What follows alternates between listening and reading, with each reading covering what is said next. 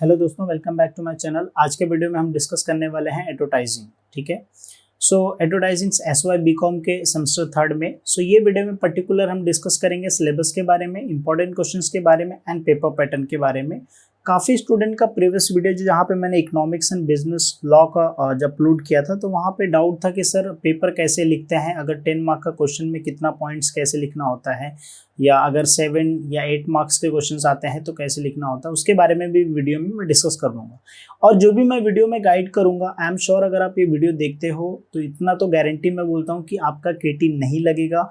आपको आइडिया मिल जाएगा एक्चुअल में आपको स्टडी कैसे करना है, कैसे आपको अच्छे मार्क्स, कैसे आपको अच्छे परसेंटेज स्कोर करना है। ठीक है, कैसे आप पास हो सकते हो। सिर्फ ये वीडियो देख के आपको एक आइडिया मिल जाएगा, कितना आसान हो जाएगा आपको स्टडी करने के लिए। सो बेसिकली मेरा काम जो होता है वो आपका जो स्टडी है वो इजी बनाना होता है। ठीक है, और कुछ आपको हिंट देना होता है कि हाँ आप थोड़ा कम पढ़ो लेकिन अच्छे से पढ़ो, ताकि आपको नॉलेज रहे फ्यूचर के लिए भी। पूरा पढ़ोगे तो पूरा मैसअप हो जाएगा, तो थोड़ा पढ़ो, अच्छे से पढ़ो, ताकि आपको exam point of view as well as जो है आपको नॉलेज पॉइंट ऑफ व्यू दोनों हेल्प करें। हम लोग वीडियो स्टार्ट करेंगे, सिलेबस से हम देखेंगे, सिलेबस के साथ साथ हम इंपॉर्टेंट क्वेश्चन भी डिस्कस कर लेंगे। ठीक है, पेपर पैटर्न भी डिस्कस कर लेंगे। पूरा फुल फ्लैश आपको यहाँ पे पूरा समझ में आ जाएगा एक्चुअल आपको पढ़ना कैसे है और कितना यूनिट पढ़ना है। ठीक है, हम लोग स्टार्ट करते हैं। First we will see the paper pattern. Okay, हम पेपर पैटर्न पहले देखते हैं। पेपर पैटर्न में अगर आप देखेंगे यहाँ पे टोटल कितना है, क्वेश्चन नंबर 6 है, 100 मार्क का टोटल है। ठीक है, टोटल कितना होता है, 100 मार्क का होता है। ठीक है, अब देखिए 20 मार्क का फर्स्ट क्वेश्चन है और फिर 20 मार्क का लास्ट क्वेश्चन है, फिर बाद में 15-15 मार्क के जो है आपको 4 क्वेश्चन, तो 60 मार्क्स ये हो गए। अब बात आती है जो 20 मार्क्स है वो ऑब्जेक्टिव्स के लिए है। ठीक है, अगर ऑब्जेक्टिव्स जो रहता है वो आपके नॉलेज के ऊपर डिपेंड है, आप कैसे पढ़ते हो। ठीक है, हाँ यहाँ पे मैं आपको बोल सकता हूँ कि अगर आप इंपॉर्टेंट चाहिए तो बेसिकली आप यूनिवर्सिटी के प्रीवियस ईयर क्वेश्चंस पेपर जो है वो आप रेफर कर सकते हो। वो भी आपको गूगल से मिल जाएगा, shala.com में, वहाँ से आपको मिल जाता है ऑलमोस्ट। या जो आप बुक खरीदोगे, जब लेटेस्ट बुक परचेस करोगे, अपडेशन मतलब वहाँ बुक के पीछे जो आपको दिया रहता है यूनिवर्सिटी के ओल्ड पेपर्स। ठीक है, तो वहाँ से आप कलेक्ट कर सकते हो, या तो आपके टीचर्स भी जो कॉलेज के वो प्रोवाइड करते हैं, बस उतना ही करो। वहाँ पे ऑब्जेक्टिव्स आपका 20 मार्क कवर हो जाएगा। अब बचता है क्वेश्चन नंबर 2 से लेके जो क्वेश्चन नंबर 5 है। यहाँ पे क्या होता है, ABC, मतलब क्वेश्चन नंबर 2 में क्या पूछा रहेगा, 3 पूछा रहेगा, ABC। इसमें से अपने को करना कितना है, 2 करना है। चाहे आप AB करो या BC करो या AC करो या BA करो, जैसा आपको मर्जी है, वो आपको 2 अटेम्प्ट करना है।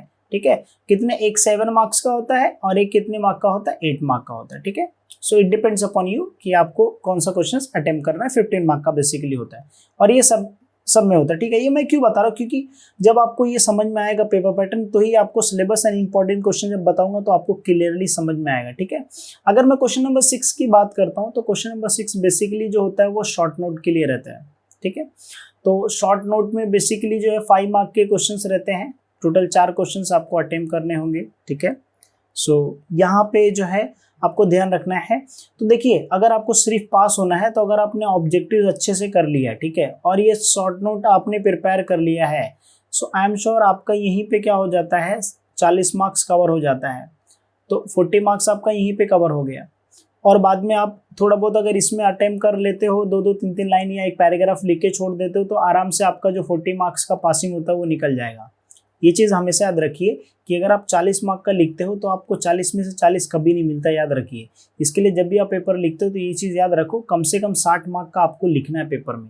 तब कोई टीचर क्या कर सकता है, आपको 40 मार्क्स तक पहुंचा सकता है, लेकिन 40 में से 40 मिलेगा ऐसा पॉसिबल नहीं होता है। तो याद रखिए आपको एटलीस्ट 60 मार्क का लिखना है। ठीक है, पेपर कैसे लिखना है वो वीडियो को मैं लास्ट में बताऊंगा। ठीक है, तो अब हमको पेपर पैटर्न समझ में आ गया। ठीक है, अब ये पेपर पैटर्न के हिसाब से हम प्रिपेयर कर सकते हैं कैसे। अब देखिए यूनिट 1 है। यूनिट 1 क्या है, इंट्रोडक्शन टू एडवर्टाइजिंग का है। ठीक है, अब यहाँ पे देखिए फर्स्ट इसमें 3 टॉपिक बेसिकली है। ठीक है, अब 3 टॉपिक में से आप कोई 2 टॉपिक सिलेक्ट कर सकते हो। ठीक है, और 2 टॉपिक सिलेक्ट करोगे ऑलमोस्ट, जैसे मैंने बताया था कि जैसे अगर क्वेश्चन नंबर 2 है तो क्वेश्चन नंबर 2 में ABC। तो अगर मैं फर्स्ट यूनिट की बात करता हूँ तो यहाँ पे क्या हो जाएगा, ऑलमोस्ट फर्स्ट एंड सेकंड में से एक तो AB में या तो AC में कवर हो जाएंगे क्वेश्चंस। ठीक है, या तो मैं बोलूँगा कि आप ये पढ़ के रखो, हो सकता है बिजनेस पॉइंट ऑफ व्यू काफ़ी ईजी होता है, मतलब बिजनेस पॉइंट ऑफ व्यू काफ़ी यूजफुल होता है। Integrated marketing communication that is IMC, ठीक है, इसके फीचर्स, एलिमेंट्स एंड रोल, तो इसके ऊपर एक क्वेश्चन पूछ सकता है। सेकंड है advertisement concept, features, evaluations, active participation, benefit of advertisement, ये या तो आप ये लास्ट वाला कर सकते हो, classification of advertisement according to geographic, media, target audience and functions. तो इस अभी देखिए इसके अंदर सब पॉइंट रहेंगे, इसके अंदर देर आर सब पॉइंट्स, बहुत सारे पॉइंट्स रहेंगे, ये 1 2 3 करके, इसके अंदर भी टारगेट ऑडियंस का अलग से डीपली रहेगा। सो आप क्या कर सकते हो कि अगर आप इंपॉर्टेंट क्वेश्चंस की बात करते हो तो इंपॉर्टेंट क्वेश्चंस आपको कैसे पता चलेगा, जब आप 2-3 साल का पेपर एनालाइज करोगे, वहां से आपको समझ में आ जाएगा किस टाइप के क्वेश्चन पूछते हैं। बट आज के वक्त में जो है यूनिवर्सिटी अलाउ किया है SY BCom तक का, मतलब FY और SY जो होता है उसका पेपर कौन बना सकता है, कॉलेज बनाता है। तो जो टीचर पढ़ाएगा ना वही क्वेश्चन डालेगा एग्जाम में, ये चीज़ हमेशा याद रखो। तो टीचर जो जो टॉपिक कवर कराएगा उसके हिसाब से क्या कर सकते हो आप, इंपॉर्टेंट क्वेश्चंस निकाल के स्टडी कर सकते हो, ठीक है। तो हमने सिलेबस भी देख लिया, फर्स्ट यूनिट का इंपॉर्टेंट क्वेश्चन भी डिस्कस कर लिया। सेम एज इट इज जो है आपको अगर आप देखोगे तो यहाँ पे यूनिट 2 में भी जो है एडवर्टाइजिंग एजेंसी बोला है, तो यहाँ पे भी जो है आप जैसे आपने फर्स्ट कर लिया, सो एड एजेंसी जो होता है इसके फीचर्स, स्ट्रक्चर के ऊपर क्वेश्चन पूछ सकता है, टाइप्स के एजेंसी के ऊपर पूछ सकता है, राइट, ये होता है। या तो फिर यहाँ पे जैसे career in advertisement, skills requirement for career advertisement, ये पूछ सकता है। एनिमेशन, ये जो है यहाँ पे जो फ्रीलांसिंग करियर ऑप्शंस, तो यहाँ पे कुछ हो सकता है कि शॉर्ट नोट के लिए भी 1-2 क्वेश्चंस यहाँ से उठा ले हुए, ठीक है। क्लाइंट टर्नओवर जो होता है, क्रिएटिव पिच, एजेंसी कंपनसेशंस, सो यहाँ पे reasons way of avoiding.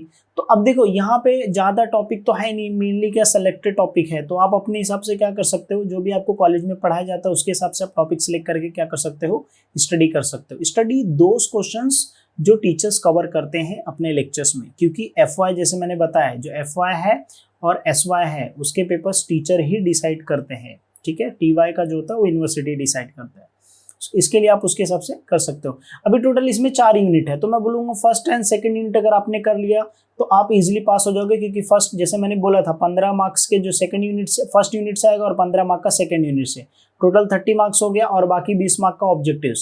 So I am sure कि अगर आपने ऑब्जेक्टिव करेक्ट लिखा और ये 30 मार्क्स का आपने अटेम्प्ट प्रॉपर अच्छे तरीके से किया है तो आई एम श्योर आपका 40 मार्क्स आ सकता है इजिली।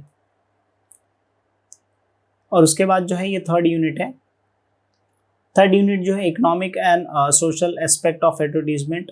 अब यहाँ पे थोड़ा सा जो है आपको डिफरेंट ऐसे बोल सकते हो, कुछ नया चीज़ सीखने को मिलेगा। जैसे यहाँ पे स्टैंडर्ड काउंसिल्स ऑफ इंडिया, इसके ऊपर एक शॉर्ट नोट पूछ सकता है, ठीक है। रेगुलेटरी बॉडी जो है इससे रिलेटेड पूछ सकता है।